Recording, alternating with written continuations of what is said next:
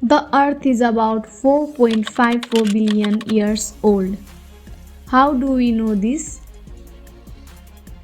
In this long span of time, humans have learned a lot from their environment and created a digital world. This world is based on two digits, 0 and 1.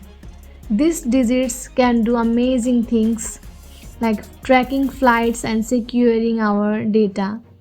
But sometimes they can also be misused by hackers who access our data without our permission. Welcome everyone. Today we will talk about this important topic, unauthorized access and unauthorized use.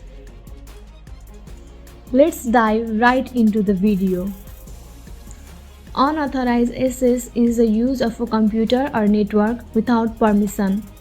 It doesn't cause any harm, rather it allows access to computer data, valuable information or program.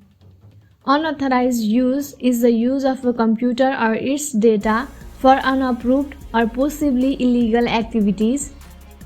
Authentication and authorization is used to safeguard unauthorized access and unauthorized use. Now, discussing about authentication. Authentication is the process of determining user's identity for accessing the system. It keeps unauthorized users away from accessing information. There are various authentication techniques. The first of them is password-based authentication. Here, password-based authentication is a method that requires a user to enter their username and password in order to confirm their identity. Users is only granted access if the password is matched. It is more frequently used in areas such as computer network, wireless network, and remote login system. The next authentication technique is multi-factor authentication.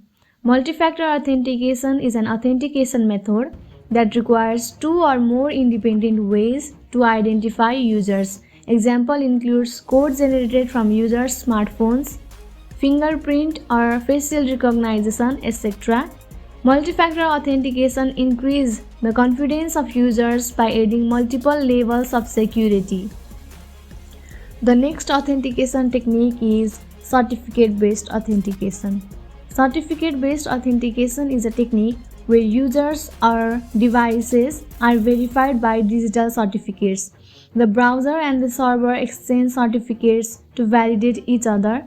The server then asks the users to prove their identity and grant access to the network if the user certificate is valid. Now let's talk about biometric authentication. Biometric authentication is the security process that relies on the unique biological characteristics of an individual. It is highly adopted in today's world of technologies.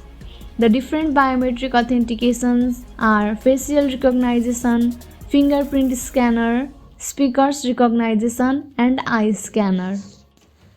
Now let's talk about token-based authentication. Token-based authentication is a technique where users only need to provide their credential once and get a special encrypted code in return. The code acts as a token that shows that they have permission to access. The last authentication is smart card-based authentication. It stores a user's public key, credentials, and personal identification number (PIN), which acts as a secret key to authenticate the users to the smart card. It enhances the security.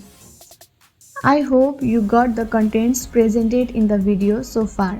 Now, let's talk about authorization. Authorization is simply giving someone permission to do or have something. The widely used mechanisms of authorization are access control list and capability list. Access control list and capability list are two ways of controlling access to resources. In access control list, each resource has a list of users and actions. In capability list, each user has a list of resources and actions.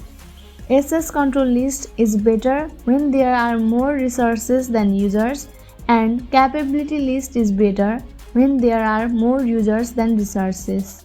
Thank you very much to our Santosh sir for providing us this wonderful privilege.